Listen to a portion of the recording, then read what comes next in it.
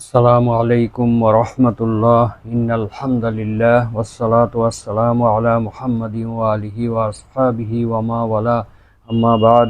সম্মানিত দর্শক শ্রোতা, মুসলিম ভাই ও বোনেরা, মহাগ্রন্থ আল কোরআনের তাফসীর বর্ণনা অনুষ্ঠানের আজকের 104 নম্বর পর্ব নিয়ে আপনাদের সামনে উপস্থিত হয়েছি। সকলকে আজকের পর্বে স্বাগত জানাচ্ছি। আসুন আজকের পবিত্র কোরআনের সূরা আল বাকারার 120 এবং 121 নম্বর আয়াতের সরল বঙ্গানুবাদ এবং সংক্ষিপ্ত তাফসীর আলোচনা করা হবে ইনশাআল্লাহ। ওমা তৌফিক ইল্লা বিল্লাহ। আসুন আমরা শুরু করি। আউযু বিল্লাহি মিনাশ শাইতানির রাজীম। বিসমিল্লাহির রহমানির রহিম। ওয়ালান তারদা আনকাল ইয়াহুদু ওয়ালান নাসারা হাত্তা তাত্তাবিআ মিল্লাতাহুম। কুল ইন্না হুদাল্লাহি হুয়াল হুদা ওয়ালাইন ইত্তাবা'তা আহওয়াআহুম বা'দাল্লাযী জাআকা মিনাল ইলমি মা লাকা মিনাল্লাহি মিন ওয়ালিয়্যিন ওয়ালা নাসীর। আল্লাযীনা আতাইনাহুমুল কিতাবা ইয়াতলুনাহু হাক্কা তিলাওয়াতিহি উলাইকা ইউমিনুনা বিহি ওয়া মান ইয়াকফুর বিহি ফাউলাইকা হুমুল খাসিরুন। সাদাকাল্লাহুল আযীম। সূরা আল বাকারা আয়াত নম্বর 120 এবং 121। মহান আল্লাহ তাআলা ইরশাদ করেন, ওয়ালান তারদা আনকা, হে রাসূল সাল্লাল্লাহু আলাইহি ওয়াসাল্লাম, আপনার প্রতি কখনোই সন্তুষ্ট হবে না আল ইয়াহুদু ওয়ালান নাসারা, ইহুদি এবং নাসারাগণ কখনো আপনার প্রতি সন্তুষ্ট হবে না, হাত্তা তাত্তাবিআ মিল্লাতাহুম, যতক্ষণ না আপনি তাদের ধর্মের অনুসরণ করেন। তাদের ধর্মের অনুসরণ না করা পর্যন্ত আপনার প্রতি তারা সন্তুষ্ট হবে না। কুল ইন্না হুদাল্লাহি হুয়াল হুদা, আপনি বলে দিন, নিশ্চয় আল্লাহর হেদায়েত হচ্ছে প্রকৃত হেদায়েত। আল্লাহর দেখানো পথই হচ্ছে সত্য পথ।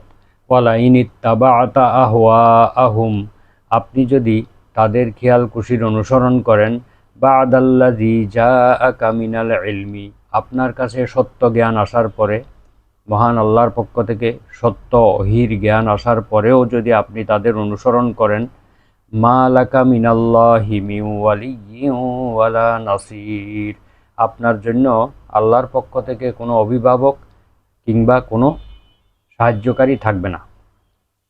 আল্লাযীনা আতাইনাহুমুল কিতাবা, যাদেরকে কিতাব দেয়া হয়েছে, ইয়াতলুনাহু হাক্কা তিলাওয়াতিহি, তারা সত্যিকারভাবে কিতাবকে তেলাওয়াত করে, অধ্যয়ন করে, সেটা থেকে জ্ঞান অর্জন করে। উলাইকা ইউমিনুনা বিহি, ওই সকল লোকেরা আল্লাহর পক্ষ থেকে যেই কিতাব নাজিল হয়েছে তার প্রতি তারা দৃঢ়ভাবে বিশ্বাস করে। ওয়া মান ইয়াকফুর বিহি ফাউলাইকা হুমুল খাসিরুন, যারা আল্লাহর প্রদত্ত কিতাবকে অস্বীকার করে, কুফরি করে, তারা নিশ্চয়ই ক্ষতিগ্রস্ত হবে, চরমভাবে ক্ষতিগ্রস্ত হবে। এ হচ্ছে আয়াতের সরল বঙ্গানুবাদ। মহান আল্লাহ তাআলা এই আয়াত দুটির মাধ্যমে মহানবী সাল্লাল্লাহু আলাইহি ওয়াসাল্লামকে সান্ত্বনা প্রদান করেছেন। তিনি বিভিন্ন জাতিগোষ্ঠীকে আল্লাহর পথে আনার জন্য চেষ্টা সাধনা করে যাচ্ছেন, কিন্তু যেভাবে চেষ্টা সাধনা করছেন সেভাবে ফলপ্রসূ হচ্ছে না। তাই আল্লাহ তাআলা মহানবী সাল্লাল্লাহু আলাইহি ওয়াসাল্লামকে সান্ত্বনা দিয়ে বলেন, হে নবী, এইসব ইহুদি এবং নাসারারা কখনো আপনার প্রতি সন্তুষ্ট হবে না, সুতরাং আপনি তাদেরকে পরিত্যাগ করুন এবং আপনার প্রভুর সন্তুষ্টি অর্জনে আপনি মনোযোগ দিন। তাদের প্রতি রেসালতের দাওয়াত পৌঁছে দেওয়াই আপনার দায়িত্ব। এটা হচ্ছে সত্য দিন, আল্লাহ তাআলা যা আপনাকে দান করেছেন, আর এই সত্য দিনকে আপনি দৃঢ়ভাবে আঁকড়ে ধরুন আর এই দিনের দাওয়াত সবার কাছে পৌঁছে দিন। আব্দুল্লাহ ইবনে আমর রাদিয়াল্লাহু আনহু থেকে বর্ণিত, রাসূলুল্লাহ সাল্লাল্লাহু আলাইহি ওয়াসাল্লাম সবসময় বলতেন, আমার উম্মতের একটি দল সত্যের উপর প্রতিষ্ঠিত থেকে অন্যদের সঙ্গে প্রতিদ্বন্দ্বিতা করতে থাকবে এবং শেষ পর্যন্ত তারাই বিজয় লাভ করবে। অবশেষে কিয়ামত সংঘটিত হবে। এ হাদিসটি মুসলিম শরীফে উল্লেখ রয়েছে। আল্লাহ তাআলা নবী করিম সাল্লাল্লাহু আলাইহি ওয়াসাল্লামকে বলেন, হে নবী, কখনো আপনি তাদের সন্তুষ্টির জন্য এবং তাদের সাথে সন্ধি করার উদ্দেশ্যে, চুক্তি করার উদ্দেশ্যে নিজের দিনকে দুর্বল করে দিবেন না। তাদের দিকে আপনি ঝুঁকে পড়বেন না, তাদের কোনো কথাকে আপনি মেনে নিবেন না। এই আয়াতে ওই সমস্ত মুসলিমদেরকে সাবধান করে দেওয়া হচ্ছে যে কোরআন ও হাদিসের শিক্ষা লাভ করার পরও তারা যেন ইহুদি এবং নাসারাদের কোনো মতাদর্শ কিংবা তাদের পথ, তাদের কোনো খেয়ালখুশির অনুসরণ না করে। আল্লাহ যেন আমাদেরকে ওই সকল কাজ থেকে বিরত রাখেন, এই জন্য সবাইকে আল্লাহ তাআলার কাছে প্রার্থনা করার শিক্ষা দেওয়া হচ্ছে। যদিও আয়াতটি মহানবী সাল্লাল্লাহু আলাইহি ওয়াসাল্লামকে উদ্দেশ্য করে বলা হচ্ছে, কিন্তু এই আয়াতের আদেশ বা হুকুম উম্মতের সবার উপরে প্রযোজ্য হবে, সবার জন্য প্রযোজ্য হবে। ইসলামের যত আদেশ যেখানে যেখানে মহানবী সাল্লাল্লাহু আলাইহি ওয়াসাল্লামকে এককভাবে উদ্দেশ্য করা হয়েছে, সেটা উম্মতের সকলের জন্য প্রযোজ্য হবে। এরপরে আল্লাহ তাআলা বলছেন, আল্লাযীনা আতাইনাহুমুল কিতাবা, আমি যাদেরকে কিতাব দান করেছি, ইয়াতলুনাহু হাক্কা তিলাওয়াতিহি, তারা উহাকে সঠিকভাবে তেলাওয়াত করে। এর অর্থ হচ্ছে, কাতাদা রহিমাহুল্লাহ বলেন যে এর দ্বারা ইহুদি এবং খ্রিস্টানদেরকে বোঝানো হয়েছে যারা সত্যিকারভাবে তাওরাত, ইনজিল এগুলো পাঠ করত এবং বোঝার চেষ্টা করত, সত্য কথা বলতো, তাদেরকে বোঝানো হয়েছে। অন্য আরেকটি বর্ণনায় এসেছে মহানবী সাল্লাল্লাহু আলাইহি ওয়াসাল্লামের সাহাবীদেরকে বোঝানো হয়েছে। ওমর রাদিয়াল্লাহু আনহু বলেন যে সঠিকভাবে পাঠ করার অর্থ হলো যেখানে কোরআনের যেখানে জান্নাতের খোশখবরি অথবা জান্নাতের সুখ শান্তির বর্ণনা আসবে, সেখানে পবিত্র কোরআন পাঠরত অবস্থায় আল্লাহর কাছে জান্নাতের প্রার্থনা করা, জান্নাত লাভের জন্য দোয়া করা। যেখানে জাহান্নামের শাস্তির বর্ণনা আসবে, সেখানে জাহান্নাম থেকে আশ্রয় প্রার্থনা করা। এটাই হচ্ছে সঠিকভাবে তেলাওয়াতের একটা প্রকার। হাসান বসরি রহমাহুল্লাহ বলেন যে স্পষ্ট আয়াতগুলির উপর আমল করা এবং অস্পষ্ট আয়াতগুলোর উপরে ঈমান আনা, মহকাম আয়াত বা সুস্পষ্ট অর্থবোধক আয়াতগুলির উপর আমল করা, এবং যেগুলো মুতাশাবিহাত আছে, অস্পষ্ট অর্থবোধক আছে, যেমন আলিফ লাম মিম, আলিফ লাম র, এভাবে আরও কিছু আয়াত আছে, সেগুলোর উপরে শুধু ঈমান আনা এবং কঠিন বিষয়গুলি আলেমদের কাছে পেশ করাই হচ্ছে তেলাওয়াতের হক আদায় করা। কঠিন বিষয়গুলো আলেমদের ফয়সালার উপর ছেড়ে দেওয়া, সেগুলোর পিছনে না পড়া, এটাই হচ্ছে আয়াতের হক আদায় করে তেলাওয়াত করার অর্থ। ইবনে আব্বাস রাদিয়াল্লাহু আনহু থেকে আরেকটি বর্ণনা আছে যে হাক্কা তিলাওয়াতিহি, সঠিকভাবে তারা তেলাওয়াত করে। এখানে ওই লোকদের কথা বলা হয়েছে যারা হালালকে হালাল এবং হারামকে হারাম বলে মনে করে, এবং তারা আল্লাহর কিতাবের কোনো অংশকে পরিবর্তন করে না, যেভাবে আল্লাহ তাআলা নাজিল করেছেন সেভাবেই তারা আমল করে। ওমর রাদিয়াল্লাহু তাআলা আনহু বলেন, তারা হলো ওই সকল লোক যাদের সামনে যখন আল্লাহর দয়া এবং করুণার আয়াত পাঠ করা হয়, তখন তারা আল্লাহর কাছে ওই দয়া এবং করুণা প্রার্থনা করে। আর যখন কোনো শাস্তির আয়াত পাঠ করা হয়, তখন তারা আল্লাহর কাছে শাস্তি থেকে আশ্রয় প্রার্থনা করে। তাফসিরে কুরতুবি, তাফসিরে তাবারি, তাফসিরে ইবনে কাসির, এইসব তাফসিরে এই ব্যাখ্যাগুলো দেওয়া হয়েছে। রাসূলুল্লাহ সাল্লাল্লাহু আলাইহি ওয়াসাল্লাম যখন রহমতের বর্ণনাযুক্ত কোনো আয়াত পাঠ করতেন, তখন থেমে গিয়ে আল্লাহ তাআলার নিকট রহমত কামনা করতেন। আর যখন কোনো শাস্তির আয়াত পাঠ করতেন, তখন কোরআন পাঠ বন্ধ করে তিনি তার শাস্তি থেকে আশ্রয় প্রার্থনা করতেন। আল্লাহ তাআলা বলেন, উলাইকা ইউমিনুনা বিহি, এই আয়াতের অর্থ হচ্ছে, হে মুহাম্মদ সাল্লাল্লাহু আলাইহি ওয়াসাল্লাম, আহলি কিতাবের যারা তাদের প্রতি নাজিল করা কিতাবে বিশ্বাস করে, তারা আপনার প্রতি আমি যে কোরআন নাজিল করেছি তার প্রতিও তারা বিশ্বাস করে। অন্য এক আয়াতে আল্লাহ তাআলা বলেন, ওয়ালাউ আন্নাহুম আকামুত তাওরাতা ওয়াল ইনজিলা ওয়া মা উনজিলা ইলাইহিম মির রাব্বিহিম লাআকালু মিন ফাওকিহিম ওয়া মিন তাহতি আরজুলিহিম। যদি তারা তওরাত এবং ইনজিলকে প্রতিষ্ঠিত করত এবং আল্লাহর পক্ষ থেকে যে বিধিবিধান অবতীর্ণ হয়েছে তা যদি যথারীতি তারা আমল করত, তাহলে তারা লাআকালু মিন ফাওকিহিম, তারা আকাশ থেকে, অমিন তাহতি আরজুলিহিম, এবং তাদের পায়ের নিচের থেকে অর্থাৎ জমিন থেকে তারা প্রচুর প্রাচুর্য লাভ করত, আহার করতে পারত। তারা আকাশ এবং আকাশের থেকেও তারা রিজিক পেত, জমিনের মাটির নিচ থেকেও তারা প্রচুর পরিমাণে আহার্য পেত। মহান আল্লাহ তাআলা আরো বলেন, কুল ইয়া আহলাল কিতাবি লাস্তুম আলা শাইইন হাত্তা তুকিমুত তাওরাতা ওয়াল ইনজিল ওয়ামা উনজিলা ইলাইকুম মির রাব্বিকুম। হে রাসূল, আপনি বলে দিন, আপনি ঘোষণা করে দিন, হে আহলে কিতাবগণ, তোমরা কোনো পথেই কোনো ভিত্তির উপরেই প্রতিষ্ঠিত নও যতক্ষণ না তোমরা তওরাত এবং ইনজিলকে কায়েম করো। তওরাত এবং ইনজিলকে যতক্ষণ না প্রতিষ্ঠিত করো ততক্ষণ তোমরা আল্লাহর কোনো দ্বীনের উপরে তোমরা নেই। ওয়ামা উনজিলা ইলাইকুম মির রাব্বিকুম, এবং তোমাদের রবের পক্ষ থেকে তোমাদের উপর যা কিছু অবতীর্ণ হয়েছে তা যতক্ষণ না তোমরা আমল করো ততক্ষণ তোমরা কোনো ভিত্তির উপরে প্রতিষ্ঠিত নেই। সূরা মাইদা আয়াত নম্বর 68। অর্থাৎ তোমাদের অবশ্য কর্তব্য হলো তোমরা তওরাত এবং ইনজিল এবং কোরআনে হাকিমের উপরে দৃঢ়ভাবে প্রতিষ্ঠিত থাকবে এবং এগুলির মধ্যে যা কিছু রয়েছে সবগুলিকে সত্য বলে বিশ্বাস করবে। কেননা মুহাম্মদ সাল্লাল্লাহু আলাইহি ওয়াসাল্লামের গুণাবলীর বর্ণনা, তার অনুসরণের নির্দেশ এবং তাকে সর্বতোভাবে সাহায্য করার কথা তোমাদের তওরাত এবং ইনজিলে নির্দেশ আকারে বর্ণিত রয়েছে। মহান আল্লাহ তাআলা আরো বলেন, আল্লাযীনা ইয়াত্তাবিউনার রাসূলান নাবিয়্যাল উম্মিয়াল্লাযী ইয়াজিদুনাহু মাকতুবান ফিত তাওরাতি ওয়াল ইনজিল। আল্লাযীনা ইয়াত্তাবিউনার রাসূলা, যারা এই নিরক্ষর রাসূলের অনুসরণ করে চলে, যার কথা তারা তাদের নিকট রক্ষিত তওরাত এবং ইনজিলের মধ্যে লিখিত অবস্থায় পেয়েছে। তাদের কিতাবে যে লিখিত আছে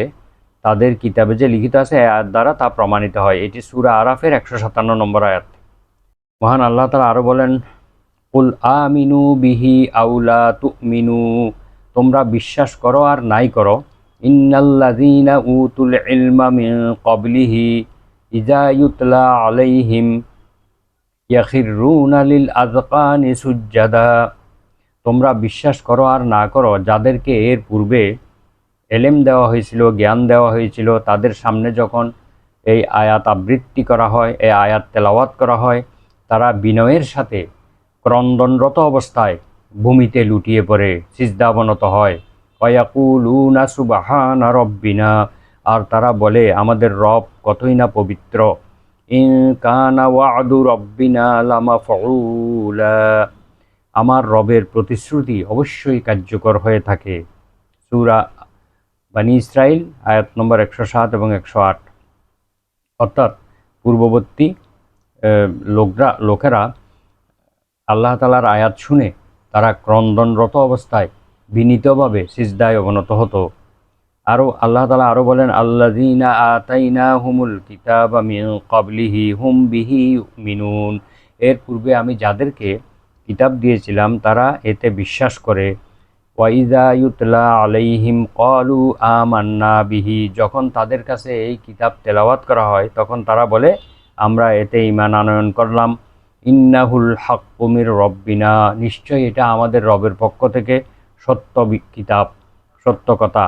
ইন্না কুন্না মিন ক্বাবলিহি মুসলিমিন, আমরা ইতোপূর্বেও আত্মসমর্পণকারী ছিলাম, মুসলমান ছিলাম। উলাইকা ইউতাউনা আজরাহুম মাররাতাইন, এবং তাদেরকে দ্বিগুণ পুরস্কার, দুইবার তাদেরকে পারিশ্রমিক দেয়া হবে। বিমা সবারু, তারা যে ধৈর্য ধারণ করেছে এই কারণে। ওয়ায়াদরাউনা বিল হাসানাতিস সাইয়্যাহ, আর তারা যে ভালো কাজের দ্বারা মন্দ কাজকে প্রতিহত করেছে, মোকাবিলা করেছে, এই জন্য তাদেরকে দুইবার পুরস্কৃত করা হবে। অমিম্মা রাযাকনাহুম ইউনফিকুন, আরেকটি কারণ হলো তারা আমার প্রদত্ত জীবিকা থেকে আমার পথে ব্যয় করে, এই জন্য তাদেরকে দুইবার পুরস্কৃত করা হবে। সূরা কাসাস আয়াত নম্বর 52 থেকে 54। মহান আল্লাহ তাআলা আরো বলেন, ওয়াকুল লিল্লাযীনা উতুল কিতাবা ওয়াল উম্মিয়িনা আসলামতুম, আর যাদেরকে কিতাব দেওয়া হয়েছে এবং যারা নিরক্ষর তাদেরকে আপনি বলুন তোমরা কি আত্মসমর্পণ করেছো, তোমরা কি ইসলাম গ্রহণ করেছো। ফাইন আসলামু ফাকাদ ইহতাদাউ, যদি তারা ইসলাম গ্রহণ করে আত্মসমর্পণ করে তাহলে আহ, নিশ্চয়ই তারা হেদায়েত প্রাপ্ত হবে, সঠিক পথ প্রাপ্ত হবে। ওয়াইন তাওয়াল্লাউ ফাইন্নামা আলাইকাল বালাগ, যদি তারা মুখ ফিরিয়ে নেয়, ঈমান গ্রহণ না করে, তাহলে আপনার দায়িত্ব হলো শুধুমাত্র তাদেরকে রেসালতের সংবাদ পৌঁছে দেওয়া। আল্লাহু বাসিরুম বিল ইবাদ, আল্লাহ তাআলা তার বান্দাদের সম্পর্কে লক্ষ্য রাখেন, তাদের প্রতি দৃষ্টি রাখেন। সূরা আল ইমরান আয়াত নম্বর 20। মহান আল্লাহ তাআলা এখানে বলেন যে যে অমান্যকারীরা ক্ষতিগ্রস্ত হবে। ওয়ামাই ইয়াকফুর বিহি মিনাল আহজাবি ফান্নারু মাউইদুহু, ওমাই ইয়াকফুর বিহি, যারা এই কিতাবের প্রতি কুফরি করবে, মিনাল আহজাবি, বিভিন্ন জাতি গোষ্ঠীর মধ্য থেকে, বিভিন্ন সম্প্রদায়ের মধ্য থেকে যারাই এই কিতাবকে অস্বীকার করবে, ফান্নারু মাউইদুহু, জাহান্নামী হবে তাদের প্রতিশ্রুত জায়গা, প্রতিশ্রুত স্থান। সূরা হুদ আয়াত নম্বর 17।